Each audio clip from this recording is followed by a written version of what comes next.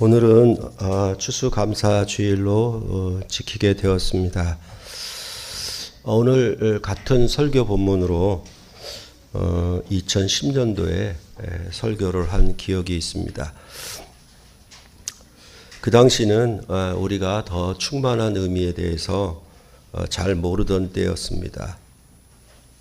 그래도 그 예전 설교를 돌이켜 보니까 내용은 괜찮았습니다. 그래서 승천하시는 주님을 따르는 제자인지 아니면 여전히 옛 질서 땅에 속한 것을 따르는 제자인지를 말씀드렸습니다. 이런 주제는 산상수훈에서 말하였던 것처럼 하늘의 보물을 쌓을 것인지 땅의 보물을 쌓을 것인지 이 주제와 일치를 합니다.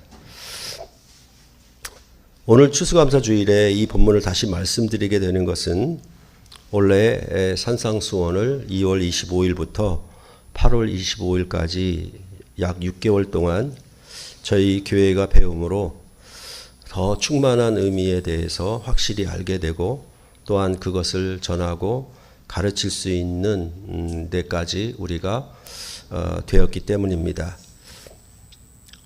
그래서 사실은 이제 산상수훈에 나와 있는 뭐 옛사람에게 말한 바 너 이렇게 들었으나 나는 너에게 이르노니 이런 구도가 전 성경에 펼쳐져 있다는 것을 이제 하나씩 확인해 가면 여러분들이 성경을 더 확실하게 잘 이해하실 수 있게 되겠습니다. 그렇기 때문에 오늘은 이 더 충만한 의미에 대해서 더 확실한 해석을 할 수 있게 되어서 오늘 추수감사주일에 이 말씀으로 함께 은혜를 나누고자 하는 것입니다. 오늘 본문에 대해서 다른 보통 주석서들은 그 주제에 관하여 감사와 배은망덕 이렇게 얘기를 합니다. 그래서 10명의 나병 환자들 가운데 돌아와 감사한 사람은 1명, 그 다음에 돌아오지 않은 나머지 9명은 배은망덕 이렇게 얘기를 하고 있는 것입니다. 그랬을 때 또 하나는 뭐냐 하면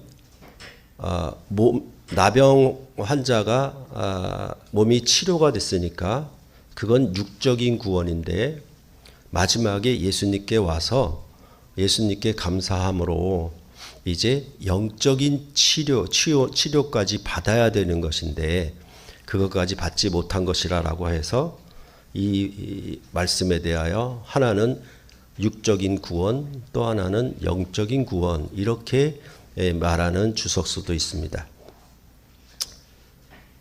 이렇게 보게 되면 사실은 감사와 배은망덕 이렇게 하면 그렇지 맞지 배은망덕하지 말고 감사하며 살아야지라고 이 말씀을 주석서의 가르침대로 이해한다면 그건 조금 어리석은 잘못된 해석입니다. 즉 이러한 도덕적인 해석으로 오늘 본문을 푸는 경우가 학자들이 말한 주석서에도 기록되어 있으니 많은 목사들은 그렇게 교회 앞에 그 내용 주제로 설교를 할 것입니다. 또 하나는 말씀드린 것처럼 이러한 영적인 구원, 육적인 구원 이렇게 얘기를 해서 영혼의 구원까지 받아야 되는데 육적인 치료까지만 받지 못했으니 그것은 미흡하다라는 식으로 말을 하게 되면 이것은 바로 철학적이고 교리적인 관점에 이 본문을 풀고 있다라고 보아야 하는 것입니다. 그러니까 이런 모든 것들은 결국은 뭐냐 하면 이 성경을 옛 출애굽과 새 출애굽이라고 하는 구약과 신약이라고 하는 이런 관계성을 가지고 풀지 못한 데서 그 이유가 그 원인이 있다라고 말씀을 드리는 것입니다. 우리는 그 누가복음 9장에서 보면은 누가복음의 변화산 사건에 있어서 아주 독특한 단어가 나오는데 그것은 바로 별세하실 것에 대하여 말씀하시는 것입니다. 그래서 9장 31절에 보면 영광 중에 나타나서 예수께서 예루살렘에서 별세하실 것을 말할세라고 그렇게 말하고 있습니다. 그래서 예전에 7, 80년대인가요? 8, 90년대인가요? 그때 여기 강남의 그 고속터미널 옆에 있는 아마 기독교 장로교였던 것 같은데 거기 교회 목사님이 이 단어를 가지고 별세 신학이라고 자기만의 독특한 주장을 한 적이 있었습니다. 그럴 때 이 별세라고 하는 말이 사실은 원뜻은 엑소더스의 즉 출애굽이에요. 출애굽인데 이걸 번역한 자가 별세로 했으니까 말을 번역을 조금 잘못한 것인데 그것을 또 한글 성경 그대로 받다 보니까 별세 신학 이렇게 가버린 것이거든요. 그런데 여기 별세는 출애굽을 얘기를 하는 것입니다. 그런데 이것은 그냥 애굽에서 나오는 출애굽이 아니고요. 예수님이 승천하시는 것을 가리켜 별세라고 얘기를 하는 것이죠. 다시 말해서 새 출애굽을 얘기하는 표현으로 누가복음에 아주 독특한 표현이 이렇게 나와 있는 것입니다. 그렇기 때문에 이러한 별세라는 말, 즉 새 출애굽이라는 말, 이런 말도 듣기가 어려울 뿐더러 이렇게 성경을 역사적 구원으로 설명해내는 경우가 별로 없기 때문에 사실은 오늘 본문의 뜻이 바르게 잘 전해지지 않은 그런 안타까움이 매우 많습니다.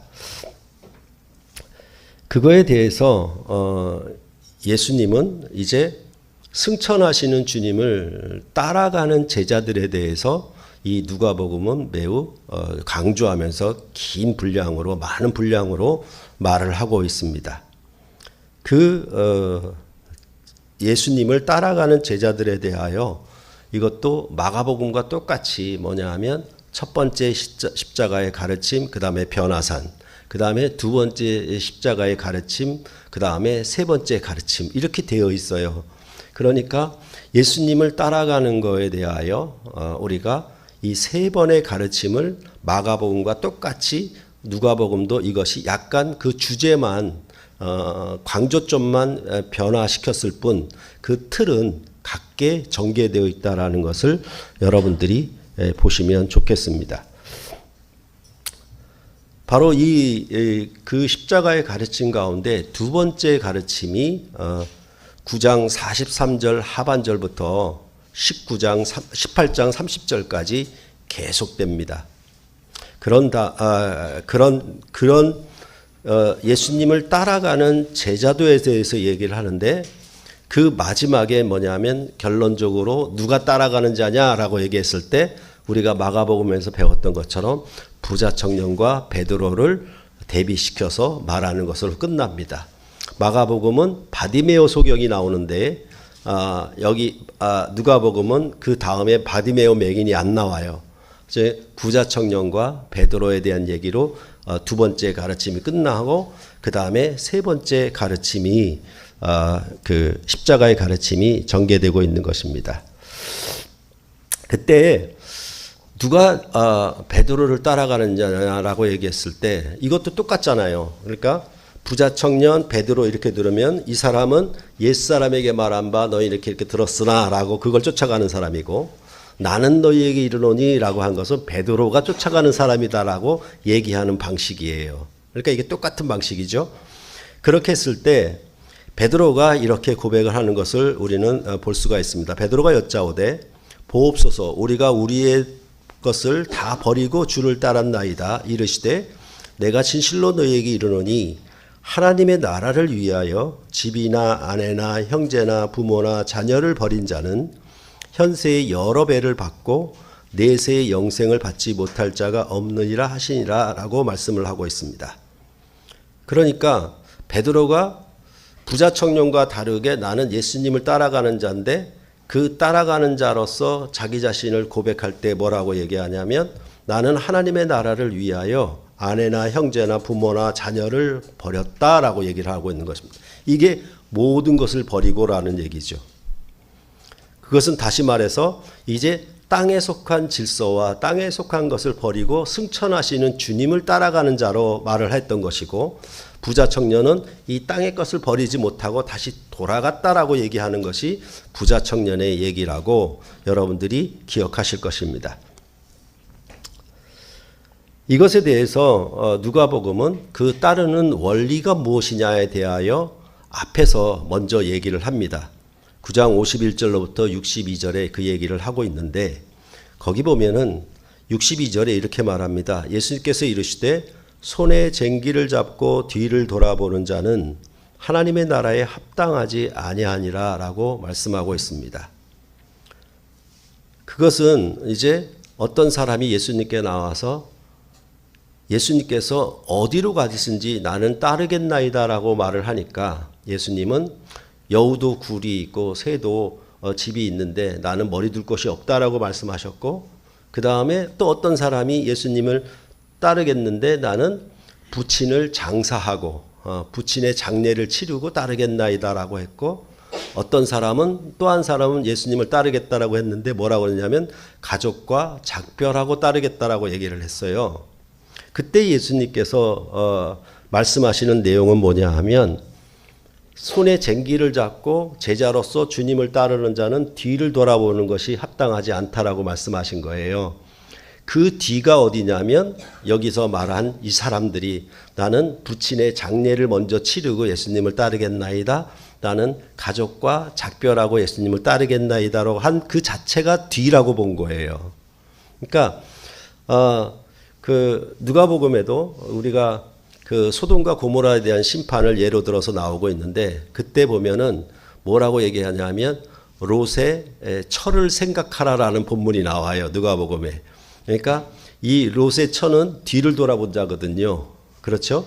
뒤를 돌아본 자이기 때문에 똑같이 나오는데, 여기서 그 뒤는 전부 뭘 얘기하냐면 세상의 질서, 땅의 나라에 속한 것에 매여서는 안 된다라는 것이고, 이제 주님을 따르겠다라고 하면 이제 새 출애굽으로 승천하는 주님의 길에 함께 하겠다라고 한다고 하면 이제 여기 말하는 것처럼 죽은 아버지의 장사 문제, 가족을 작별하는 문제는 땅에 속한 질서다라고 그렇게 누가복음은 얘기를 하고 있는 것입니다.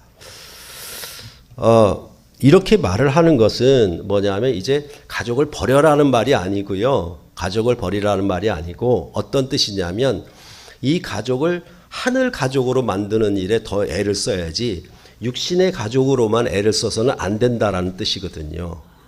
무슨 말인지 아시겠죠? 그러니까 이것을 본문대로 또 적용하면은 이단들처럼 가족 버리고 재산 버리고 교단으로 들어가 버리는 그러한 잘못된 그 판단이나 행동이 나오게 되어 있거든요.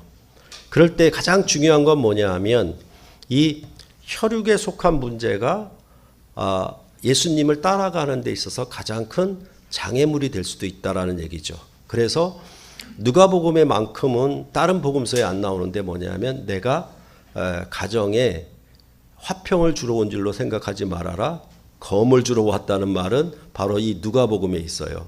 그래서 아버지와 어머니가, 자식이 부모와 시어머니와 며느리가 서로 싸우게 된다. 그렇죠? 그래서 이 종교 갈등의 문제는 세상 사람들이 보기에는 뭐 종교 하나쯤 가진 걸로 생각하지만 기독교 입장에서는 가족끼리도 갈등을 일으키게 하는 요소다. 왜냐하면 서로 왕과 주인이 달라요. 서로 추구하는 목표가 달라요. 왜냐하면 기독교인은 승천하시는 주님을 따라가기 때문에 그렇고, 예수를 믿지 아니하는 자는 땅에 속한 것을 추구하기 때문에 당연히 어떻게 됩니까? 갈등과 다툼이 일어나게 되죠. 그것을 세상 사람들이 뭐라 한다고 해서 나도 부끄러워할 필요는 없어요. 오히려 그것이 증거가 되는 것이니까. 근데 보통 보면은 그거에 대해서 부끄러워하거나 말하기가 어렵거나 내가 나 자신을 드러내놓기를 힘들어하는 그런 모습을 보이는데 그건 아니에요. 예수님은 분명히 얘기하신 것이 뭐냐 하면 가정에 화평을 주러 오르센 줄 생각하지 말아라. 검을 주러 왔다. 이렇게 얘기를 하고 있거든요. 그런 차원에서 이 누가복음은 그런 얘기를 매우 많이 반복을 합니다. 그러니까 예수님이 70명의 제자를 파송할 때에도 뭐냐 하면 그 귀신을 정복하는 것, 그래서 번개같이 능력이 나타나고 그런 다음에 귀신을 정복하는 건데 그 싸움이 뭐냐 하면 이 제자들이 그 땅에 있는 아말렉 족속하고 싸우는 게 아니고요. 하늘에 있는 귀신 악한 영과의 싸움에 승리한 것으로 이 제자들은 말을 하는 방식이에요. 왜냐하면 승천하는 길에 이 악한 사탄의 악한 영들이 방해를 하기 때문에 가로막기 때문에 그에 대한 승리를 누가복음은 이 70명의 제자를 파송할 때도 그렇게 얘기를 하고 있습니다. 그리고 나서 이 누가복음은 뭐라고 얘기하냐면 이렇게 따라가는 일에 대하여 뭘 얘기하냐면 그러면 어떻게 우리가 뒤를 돌아보지 않고 승천하시는 주님을 따라갈 수 있느냐에 대해서 제일 중요한 게 뭐냐 하면 말씀을 아는 것. 말씀을 듣기를 좋아하는 것. 그것을 마르다와 마리아의 비유를 통해서 말씀을 하고 있는 것입니다. 하나님 말씀을 듣기 좋아하는 편에 서는 것. 그렇게 얘기를 하죠. 그러면 하나님의 말씀을 들으려고 하면 어떻게 되느냐라는 것에 대하여 기도해라, 간구해라. 무엇을 위해서? 성령을 주시기를. 그래서 항상 우리가 요한계시록에 보았던 것처럼 귀 있는 자는, 들을 귀 있는 자는 성령이 교회들에게 하시는 말씀을 들을지어다 이렇게 되어 있습니다. 그러니까 내가 예수님을 쫓아가야 되는데 지금부터 내가 우주선을 타고 하늘로 날아가는 게 아니라 예수님의 가르침을 쫓아가야 되는 것이죠. 그 가르침은 승천하는 나라를 위한 가르침이니까. 그러면 그 가르침에 대해서 우리가 어떻게 해야 되느냐? 그것을 듣기를 좋아해야 한다. 그러면 어떻게 듣기를 좋아할 수 있느냐? 성령이 오시기를 간구해라. 그것을 끈덕지게 기도를 해라. 그러면 하늘 아버지께서 성령을 주심으로 그 말씀을 듣게 하신다. 그리고 나서 무슨 얘기를 하냐면 이렇게 말씀을 따라가는 것에 대해서 하나님 나라에 참여하는 것이며 또한 하늘나라의 떡잔치, 하늘나라의 왕이 베푼 큰 잔치에 참여하는 것으로 말을 해요. 그래서 이 떡잔치에 참여하는 자가 누구냐라고 얘기했을 때 이 누가복음은 뭐라고 얘기하냐면 나가가지고 초청한 사람들을 초청하다 보니까 나는 일이 바빠요. 나는 할 일이 많아요. 밭을 매러 가야 되고 나는 밭을 사기도 했고 논을 사기도 했고 그래서 이게 바빠요. 나는 그래서 갈 수가 없어요. 이런 식으로 얘기를 하는 거예요. 그럴 때에 그러면 이 왕이 베푼 잔치에 들어오기를 즉 하늘나라에 들어가기를 거절해 버리니까 그게 뭐냐면 전부 뭡니까? 밭을 산 문제, 내가 가족 간에 어떤 일이 있는 문제, 여기 있는 세상에 있는 땅에 있는 질서에 묶여가지고 내가 하늘나라를 쫓아 못 가거든요. 그러니까 예수님이 뭐라고 그러냐면 그런 사람은 버려둬라. 그러면 이제 강권하다가 산이나 길로 나가서 만나는 사람, 특히 가난한 자나 병든 자나 그 다음에 저는 자들을 불러서 초청해라. 그들로 하여금 이 나라에 참여토록 해라라고 그렇게 말씀하는 것이 누가복음의 앞에 있는 내용들입니다. 그러면서 이렇게 참여하는 자들이 곧 이방인인 것을 얘기하죠. 유대인은 들어가기를 거절했고 이방인은 들어오게 될 것이다라고 말을 한 다음에 그러면 이제 정식으로 이 나라에 따라가려고 하는 자들은 누구냐? 많은 무리가 예수님을 이제 따르게 되었는데 뭐라고 얘기하냐면 누가복음 14장 27절에 누구든지 자기 십자가를 지고 나를 따르지 않는 자도 능히 내 제자가 되지 못하리라 라고 말씀하고 있는 것입니다. 그러니까 다시 말하면 쟁기를 잡고 뒤를 돌아보는 자는 자기 십자가를 지고 예수님을 따라가지 못하는 자다라는 말과 같은 말이 되는 것이죠. 왜냐하면 이 십자가는 고난과 죽음과 부활로 승천하는 하늘나라를 향하여 가는 가르침이기 때문에 그렇습니다. 그럴 때에도 뭐라고 또 얘기를 하냐면 그 앞에 무릇 내게 오는 자가 자기 부모와 처자와 형제와 자매와 더욱이 자기 목숨까지 미워하지 아니하면 능히 내 제자가 되지 못하리라 라고 말씀하고 있습니다. 그러니까 이것은 사도들에게만 국한된 게 아닙니다. 제자들에게 하신 말씀은 백성들에게 다 하신 말씀이기 때문에 또 뭐라고 얘기하냐면 십자가를 지는 것과 반대가 뭐냐 하면 뒤를 돌아보는 게 뭐냐 하면 자기 부모와 처자와 형제와 자매와 더욱이 자기 목숨을 더 귀하게 여기는 것, 그것은 능히 내 제자가 되지 못한다. 즉 승천하시는 주님의 나라에 이를 수 없다라고 그렇게 말씀을 하고 계시는 것입니다. 그렇기 때문에 이런 모든 부분에 대해서 누가복음은 계속 반복을 합니다. 그 14장 33절에도 보면 이와 같이 너희 중에 누구든지 자기의 모든 소유를 버리지 아니하면 능히 내 제자가 되지 못하리라 이렇게 말씀을 하고 있습니다. 이런 얘기는 어떤 얘기와 또 어울리냐면 누가복음은 하나님과 재물을 겸하여 섬길 수 없다라고 15장 13절에 말을 합니다. 그래놓고 뭐라고 얘기하냐면 바리새인들은 돈을 좋아하는 자라. 그러니까 하나님과 재물을 섬기지 못한다, 겸하여 섬기지 못한다 얘기하는 건 우리가 산상수훈에서 배웠죠. 그런데 그것에 대해서 누구를 예를 드냐면 바리새인을 들어서 뭐냐면 그들은 돈을 좋아하는 자라 이렇게 얘기를 하고 있는 거예요. 그러니까 이 바리새인들은 모세의 율법을 따라 땅에 속한 것을 따라가는 자들이거든요. 부자 청년처럼. 그렇게 돼 있으니까 이렇게 바리새인을 가리켜서 뭐라고 얘기하냐면 이 바리새인들은 예수님의 이 가르침, 십자가를 지고 나를 따라가는 자에 대한 가르침에 대하여 비웃을 것이다. 어리석다고 여길 것이다. 라고 그렇게 예수님이 이 누가복음에 말을 하고 있는 것입니다. 그러면서 땅에 부자가 되려고 하는 사람을 가리켜 뭐라고 얘기하냐면 사람 중에 높임을 받는 그것은 하나님 앞에 미움을 받는 것이니라 라고 말하고 있습니다. 이것은 요한복음에서 사람의 영광을 하나님의 영광보다 더 사랑했다라는 말과 똑같은 말이 되는 것입니다. 그러니까 거기에 사람의 영광도 뭐냐 하면 모세의 율법이 가르치는 목표, 그것을 사람의 영광이라고 얘기했고 이제 예수님이 가르치는 새로운 가르침의 목표는 하나님의 영광이라고 표현했던 것처럼 누가복음도 이렇게 얘기를 하는 거죠. 사람 중에 높임을 받으려고 하는 것, 그거 땅에 부자가 되려고 하는 것. 그렇게 여기서 말을 하고 있고 그것은 하나님 앞에 미움을 받는 것이다 라고 말을 하고 있습니다.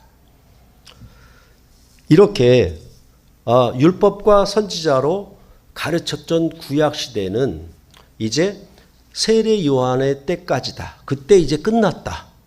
이제 구약은 마지막이야. 율법과 선지자의 가르침으로 이제 땅에 속한 것과 땅의 질서와 땅의 부요함을 추구하던 시대는 끝났다. 그러면서 뭐라고 얘기하냐면 이제 하나님의 나라는 복음이 전파되고 사람마다 그리로 침입한다라고 말씀을 하는 것이 누가복음 16장 16절로 18절에 나옵니다. 그것은 바로 이제 이방인들이 이 나라에 침입하기 시작하는 것이죠. 즉 유대인들은 거절했으니까 이제 이방인들이 이 나라에 새롭게 들어오는 것, 침입하는 거죠. 마치 어떤 나라에 새로 이민을 가는 것처럼 이렇게 이방인들이 들어온다라고 16장 16절로부터 18절에 말을 했는 것입니다. 이거에 대한 아주 결정적인 비유가 뭐냐 하면 부자와 나사로 비유인 것입니다. 바리새인은 돈을 좋아하고 내가 밭을 사야 되고 땅을 사야 되고 또한 여러 가지 일이 있고 그래서 나는 하늘나라에 들어가는 것을 그 초청을 거절했던 자에 대하여 마지막에 뭐라고 결정적으로 얘기하냐면 부자와 나사로 비유를 얘기를 하는 거예요. 부자는 부자로 산 죄밖에 없어요. 나사로는 거지로 산 죄밖에 없고 어떻게 보면은. 근데 이 누가복음에 있어서는 누가 긍휼함을 받은 자냐라고 얘기할 때 나사로를 얘기합니다. 그것이 앞에서 얘기한 바리새인은 돈을 좋아하는 자라, 여기서부터 계속 되어온 얘기가 부자와 나사로에서 결정적으로 이야기가 되고 있는 것입니다. 그랬을 때에 이제 이 사도들은 그러면 어떻게 돼야 되냐면, 우리는 어떻게 보면은 땅에 속해 놨으니까 땅에 속한 믿음을 가지고 살았을 거 아닙니까? 그러니까 예수님이 부자와 나사로 비유를 하니까 사도들이 나름대로 깜짝 놀란 셈이에요. 뭐라고 얘기하냐면 우리에게 믿음을 더하소서. 우리에게 믿음을 주세요. 예수님이 그렇게 가르치셨는데 나는 지금 우리는 땅에 속한 것만 알고 땅의 부유가 사람에게 높임을 받는 것이 가장 영광이고 자랑인 줄 알았는데 그게 아니라면 예수님이 가르침에 믿음을 주세요라고 요청을 합니다. 그게 바로 사도들이 얘기한 내용이었죠.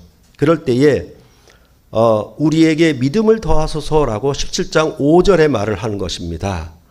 그런 다음에 이제 뭐냐 하면 주인에게 종이 있는데 뭐라고 얘기하냐면 종이 밭에 나가서 하루 종일 수고해서 일했어요.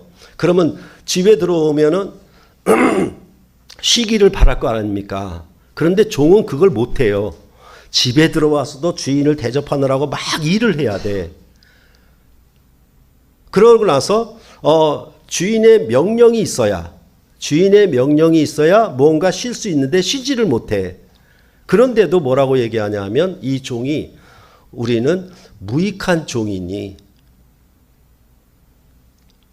이렇게 일을 해도 우리는 무익한 종으로서 그렇게 얘기를 해요. 그런 다음에 지금 오늘 여기 이 말씀이 나오고 있는 거예요. 그런 흐름을 알아야 다시 말해서 오늘 본문의 말씀 이 나병 환자 10명에 대한 얘기를 우리가 잘 이해를 할 수 있다라는 것입니다. 그런데 여기까지가 만약에 두 번째 가르침이라고 하면 세 번째 가르침은 목표를 얘기하는 거예요. 그렇죠? 그러니까 출애굽기도 마찬가지다시피 이제 가나안 정복을 목표로 했던 것처럼 세 번째 가르침은 목표로 하는 것인데 뭐냐 하면 여기에 한 명의 나병 환자가 돌아와 감사한 일에 대한 목표를 갖다가 세 번째 가르침에 말을 하고 있는 거예요. 그 세 번째 가르침을 뭘 얘기를 하냐면 주인이 왕위를 받으려고 먼 나라로 떠나가는데 종들에게 한 문화씩 맡겨요. 10사람에게 한 문화씩 맡깁니다. 여기 10명과 똑같아요. 그런데 주인이 돌아올 때 한 문화를 받은 사람이 10문화를 남겼냐, 5문화를 남겼냐, 또 한 사람은 한 문화를 그대로 남겼느냐, 이렇게 얘기를 하고 있는 거예요. 그러면 주인이 먼 나라로 왕위를 받고 돌아와서 그 결과물을 딱 볼 때 뭐라고 얘기하냐면 종들에게 이 한 문화를 그대로 가지고 있던 자는 뭐냐 하면 나의 왕됨을 원치 아니하는 자이기 때문에 밖으로 심판해버려라, 이렇게 얘기를 하고 있는 겁니다. 마치 마태복음의 달란트 비유랑 비슷해요. 그러니까 전체적으로 뭐냐 하면 우리가 예수님의 뒤를 따르려면 어떻게 하냐? 왕이 기뻐하시는 뜻이 무엇인지 그 뜻을 성령으로 말미암아 알고 따라가야 돼요. 그래서 그것은 땅의 사람이 좋아하는 것인지 아니면 하늘에 속한 백성이 좋아하는지 따라가야 돼. 따라가야 되는데 어떻게 따라가야 되느냐에 대해서 거듭거듭 반복하는 게 뭐냐 하면 땅의 혈육의 가족 질서를 떠나라. 그리고 땅에 속한 것에 매이지 말아라.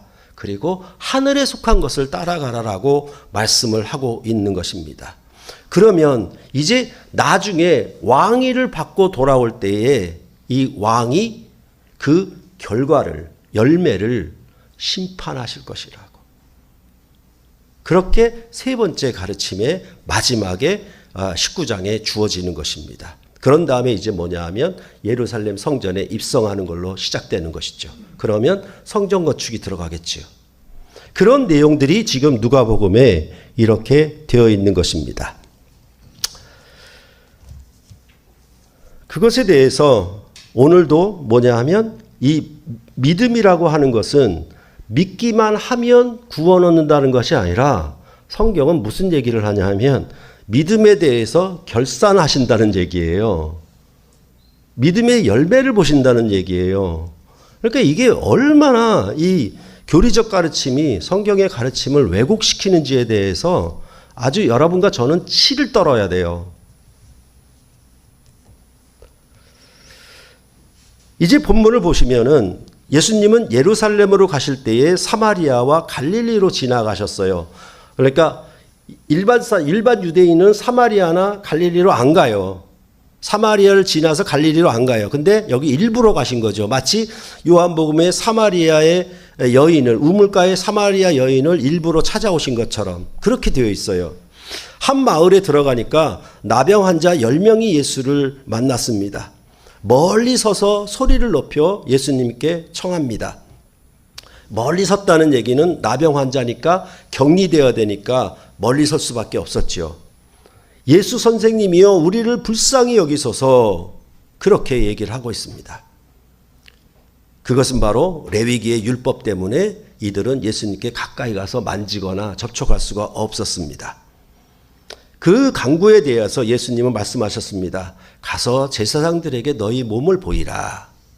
이것도 뭐냐면 레위기 율법을 따라서 그들이 나았으므로 제사장의 판단을 받아서 깨끗함을 입어 이제 이스라엘 백성의 진으로 들어올 수 있다는 확정 판결을 받기 위함이었습니다.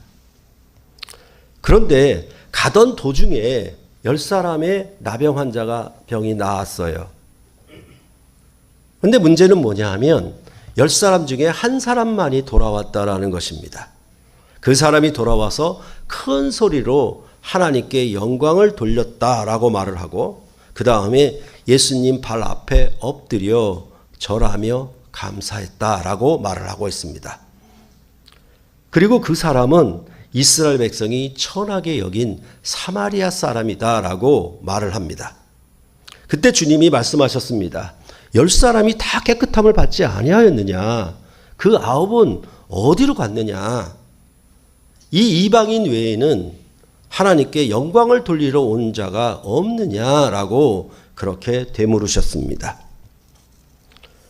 그러니까 율법은 반드시 나병 환자가 병이 나으면 제사장에게서 그 나은 상처를 보이고 확정 판결을 받으면 이제 하나님의 백성으로 들어올 수가 있었지요. 그런데 이 사람은 뭐냐면 제사장에게까지도 가지도 않아요. 가는 도중에 병이 나와서 돌아와 버려요. 그 중에 우리가 하나 놓쳤던 것이 뭐냐면 이 사람이 발 아래 엎드려라고 하는 말에 대해서 이전에 제가 2010년도에는 주목하지 못했는데 이번에 주석서를 보니까 이걸 굉장히 중요시 여기더라고요. 왜냐하면 뒤에 왕위를 받으러 가는 얘기가 나오고 왕이 기뻐하시는 바가 무엇인지 알아야 하나님 나라에 참여하는 것을 누가복음이 계속 말하고 있기 때문에 그렇습니다.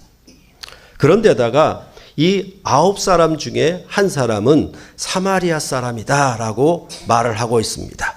그러니까 이 얘기는 결국은 뭐냐 하면 예수님은 별세하실, 즉 하늘로 승천하실 새 출애굽을 주시는 메시아 왕으로 오셨다라고 말씀을 하고 있는 거예요.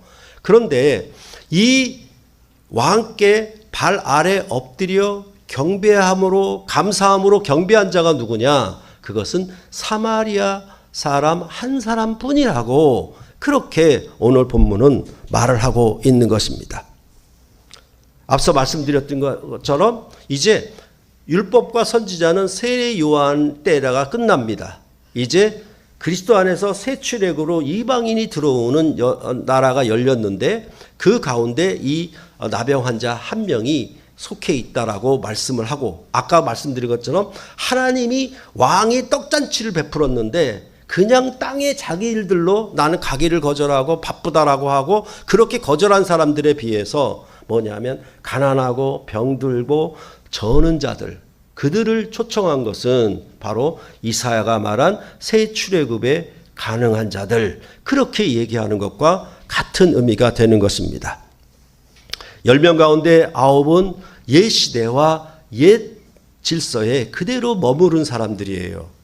그런 이들은 바로 쟁기를 잡고 뒤를 돌아본 자라고 할 수가 있겠지요. 그래서 10명 가운데 1명은 10명 가운데 1명이니까 10%잖아요. 이것은 우리가 산상수훈에 봤을 때 뭐냐 하면 좁은 문으로 들어가라는 말과도 같은 말인 것입니다. 9명은 멸망으로 인도하는 문은 크고 그 길이 넓어 그리로 들어가는 자가 많고 라고 말했던 자와 같은 수인 것이고, 1명은 좁은 문으로 들어가는 자라고 말할 수가 있는 것입니다. 보시는 것처럼 그 시작은 10명 모두 같았습니다. 예수 선생님이여 우리를 불쌍히 여기소서라고 예수님을 믿은 것입니다. 그러나 제사장에게 가는 도중에 병이 나았습니다. 그런데 돌아와 발 앞에 엎드려 감사하지 않은 자들이 무려 9명이라고 말하고 있습니다. 그럴 때 우리가 또 생각해 봐야 될 건 뭐냐 하면, 이 얘기가 그냥 감사함으로 그냥 감사와 배은망덕 이렇게 끝나면 괜찮은데, 그게 아니라 뭐냐 하면 예수님이 뭐라고 얘기하냐면 내 믿음이 너를 구원했다 이렇게까지 가는 거예요. 그러니까 너 정말 어른들 만나면 감사해야 되지 않냐, 인사해야 되지 않냐, 이런 차원에서 끝나는 게 아니라 이게 뭐하고 연결됐냐면 감사와 믿음과 구원이 함께 연결되어 있는 거예요. 그렇기 때문에 돌아와서 발 앞에 엎드려 감사하는 것과 그 다음에 그것은 믿음이라는 것이고 그 다음에 그것은 구원이다, 이렇게 오늘 본문은 말을 하고 있다라는 사실입니다. 처음 설교 모두의 말씀을 드렸던 것처럼 만약 제가 오늘 본문을 감사와 배은망덕이라고 풀면 정말 이해가 쉬울 것입니다. 오늘 설교 쉽다라고 얘기할 것입니다. 그래서 오늘 추수감사주일에 9명의 나병 환자처럼 배은망덕하지 말고 감사하자라고 하면 귀에 쏙쏙 들어올 것입니다. 또한 육적인 구원과 영적인 구원을 얘기를 해서 영혼의 구원까지 받아야 되는 것이 아니냐라고 얘기하면 귀에 또 쏙쏙 들어올 것입니다. 왜냐하면 이것이 전부 육신에 속한 것, 땅에 속한 것, 세상의 철학적 가르침에 속한 것으로 얘기를 하니까 우리는 그거에 익숙해서 그것을 쉽게 들어버려요. 정말 은혜로운 말씀이라고 그렇게 받아들일 수밖에 없어요. 또한 오늘 본문인 단순히 질병을 고침받게 한 우리 왕의 가르침이다 이렇게 얘기하면은 이것도 아주 단순한 얘기예요. 왜냐하면 감사와 믿음과 구원이 거기가 결부되어 있어요. 그렇게 본다라고 하면 뭐냐 하면 귀 있는 자는, 들을 귀가 있는 자는 성령을 간구해야 되고 이 성령을 통해서 본문을 그렇게 해석하지 말아야 하는 것이에요.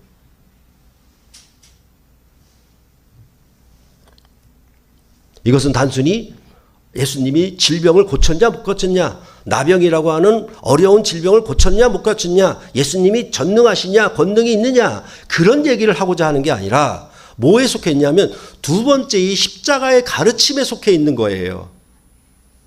그 가르침에 함께하는 자들이 누구냐? 그것은 9명이 아니라 1명이라고, 그것도 사마리아 사람이라고 얘기를 하고 있는 것입니다. 복음이 좋다고 탁월하다고 들어보겠다라고 저희 교회에 오는 자들이 많았습니다. 심지어는 복음을 안다고 고백하며 가르치기까지 했죠. 더군다나 안타까운 얘기지만 누가복음을 강해까지 했거든요.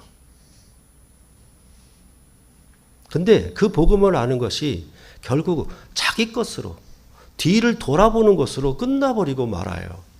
가정 문제에 매겨서. 그래서 이해를 할 수 없는 게 누가복음은 가족에 대해서 이렇게 여러 번 얘기를 하고 있는데 누가복음을 강의하면서 다시 가족으로 돌아가 버렸다? 이게 도대체 이해가 안 되는 것이죠. 그것은 뭐냐? 9명에 속하기 때문에 그렇습니다. 1명에 속하지 않아요.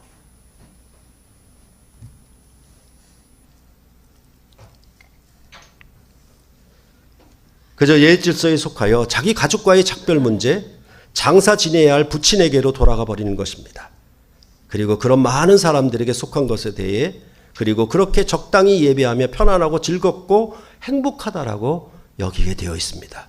왜냐하면 많은 사람들이 그렇게 거기에 취해 있기 때문에. 다시 말해서 감사와 배은 망덕, 그 다음에 육적인 영적인 구원, 이렇게 선포하면 쉬운 거예요. 아주 어렵지 않아요. 그리고 은혜 받을 수 있습니다.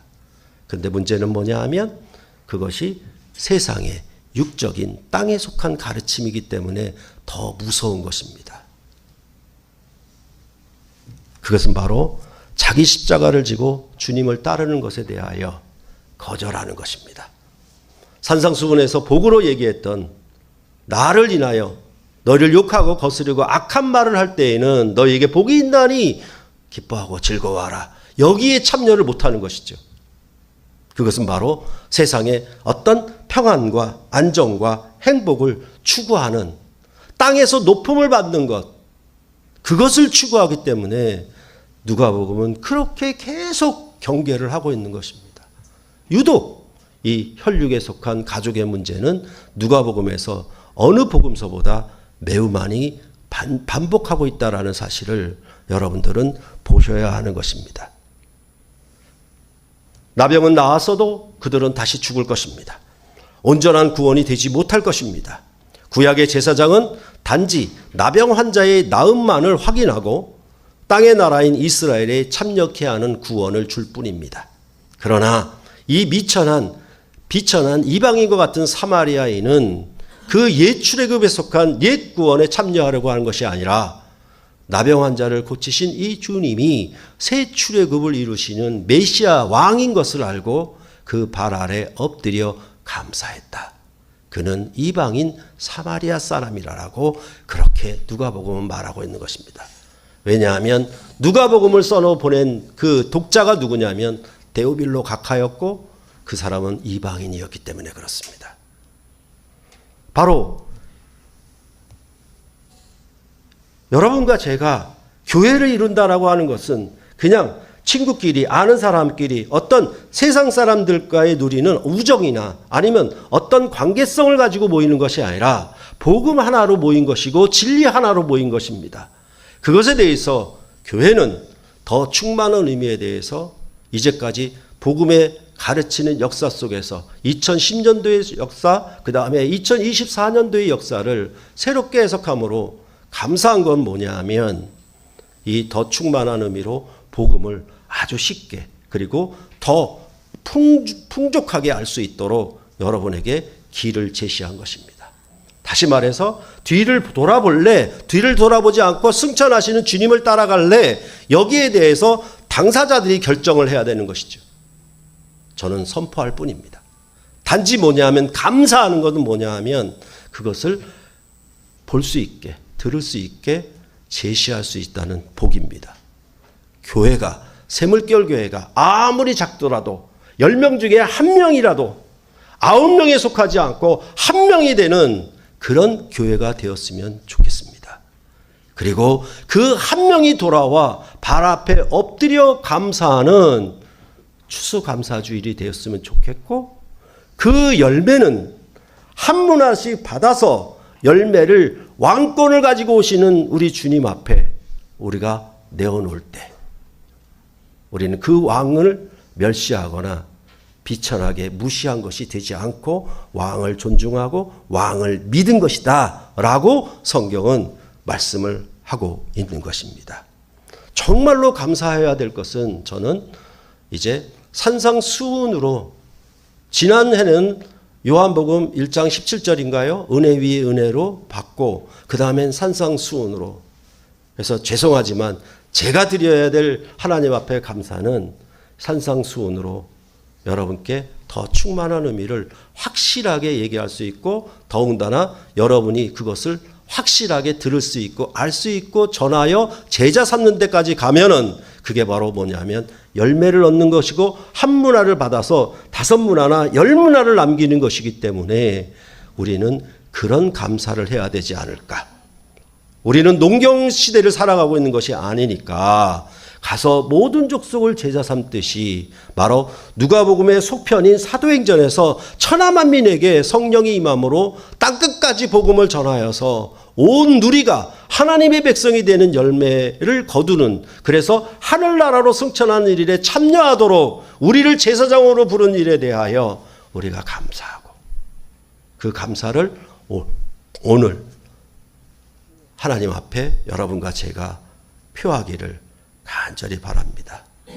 이방인 사마리아인보다 못했던 비천한 죄인인 우리를 이제 이 복음으로 새롭게 치료하셔서 하늘나라의 영광에 참여하고 구원에 참여하여 이 복음으로 우리는 주님을 따라가는 일에 한 명의 나명한 자가 여러분과 제가 되기를 간절히 소원하는 것입니다. 기도하시겠습니다.